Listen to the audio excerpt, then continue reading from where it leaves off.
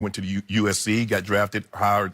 I think he went in the 4th round, maybe second round, maybe even the 4th round. But he went to Chicago, Skip.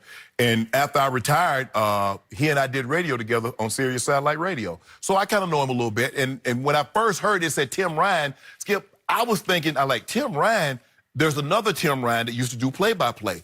And I'm like, but he would be kind of old to be doing the 49ers, play-by-play. And then I looked it up. I said, oh, okay, I know Rhino.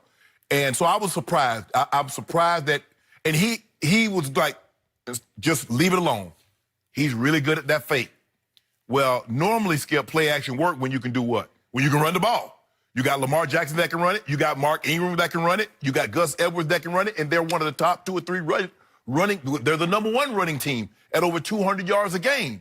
But when he brought that into the play. So should we think the reason why a lot of white baseball players are successful because people can't see the baseball coming out of their hand? White pitchers? Yeah. Come on, man. Stop that. Stop it.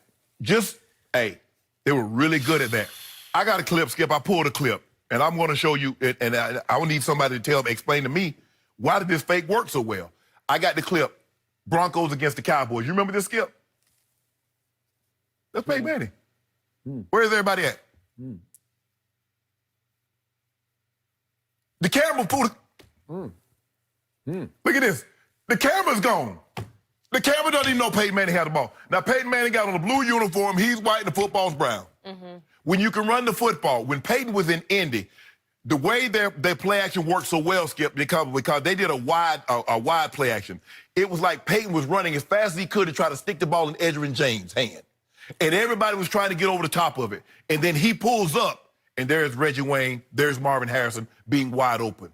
Skip, when you can run the ball, and these guys have gotten really good at it. Tom Brady's really good at play action because he doubles up like he's handing the ball off. Aaron Rodgers, Drew Brees, guys have gotten really good at sleight of hand. And that's what it is. When you can run it, you can be good at this. I just think that he was making a good point that Lamar Jackson, because this offense is similar to what he ran in college, is really good at sleight of hand. But when he threw the complexion of the guy's skin and the ball and the jersey, that's where he went a little bit too far for me. But he made a mistake. He apologized. Like I said, I know Rhino a little bit, and I was surprised that came from him. But he apologized, and I don't really think he meant anything by it. So you know him well enough, you call him Rhino. I do.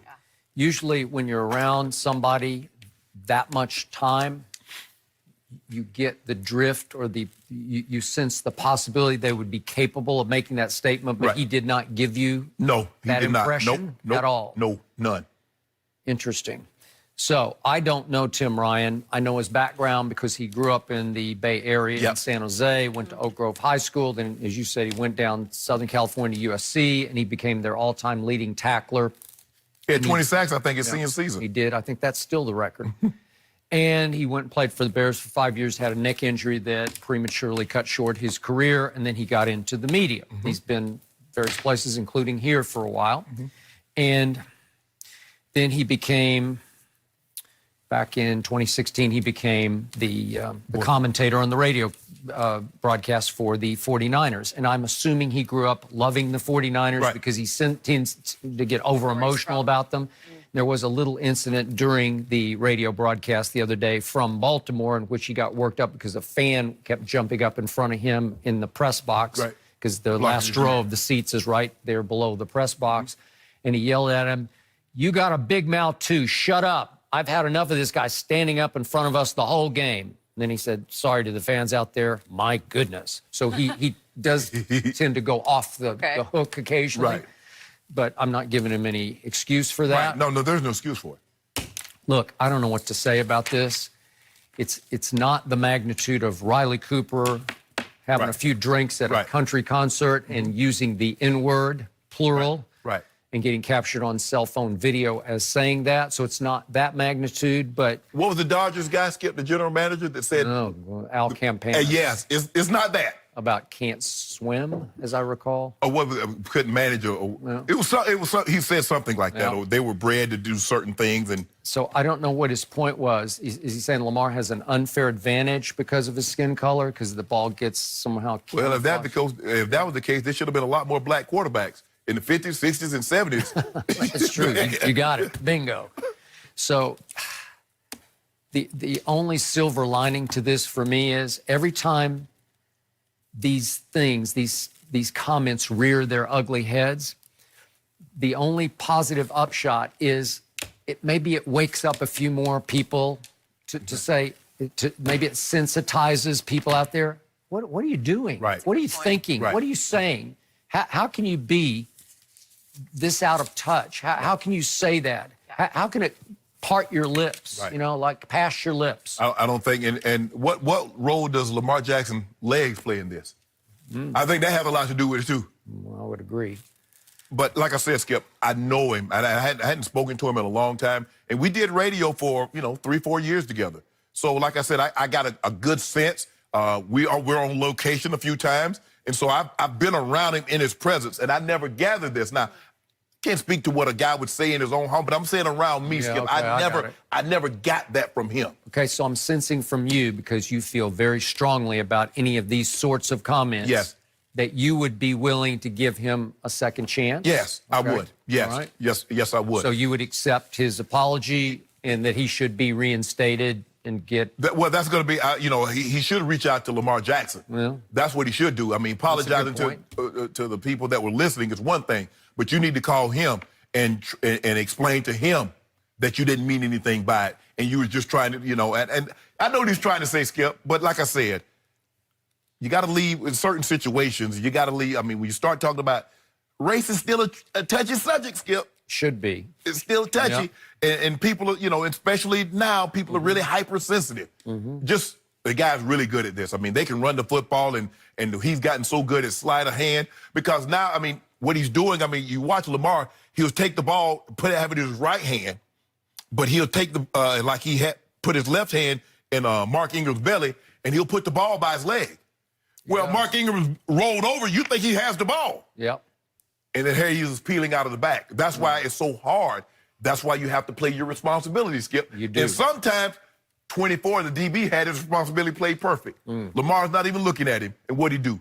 Juke him out of his shoes. So you can play it right. If you play it wrong, you got no chance. And even if you play it right, he can make you miss. But like I said, I know Tim a little bit. I've never got this from him, being around him in his presence. Okay. And so, Skip, I don't think this should be a death sentence. I don't think the man should lose his career over this comment. Well, my final takeaway is I keep telling you, this is the reason I'm offended by even where he's starting to go with this comment. Lamar Jackson is not yet getting enough credit for his football IQ. Right. He is a wizard. Right. Decision-making. I'm starting to see Brady Payton sort of consistent decision-making, not only at the mesh point, but in choosing the best open receiver. Right. He's deadly accurate. He is slicing and dicing everybody up. And they're playing some good teams. And he's dominating this sport mentally as well as physically. Skip, he's going to break Michael Vick's rushing record.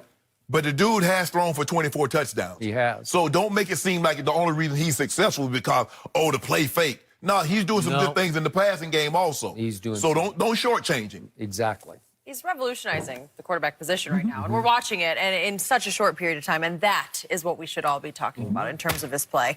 All right, well, I appreciate that conversation from both you guys, and we're going to shift gears to a little bit more about the Cowboys. Do you believe, Jason Witten, that all the Cowboys would run through a wall for Jason Garrett? Now that's what they're saying? When you consider when his dark skin color with a dark football, with a dark uniform, you could not see that thing. I mean, you literally could not see when he was in and out of the mesh point. So Tim Ryan has since issued an apology, but Shannon, I know that you know him. So what was your reaction when you heard this? I was surprised. Tim Ryan and I got drafted in the same year. We came out in 1990. He went to the USC, got drafted, hired. I think he went in the 4th round.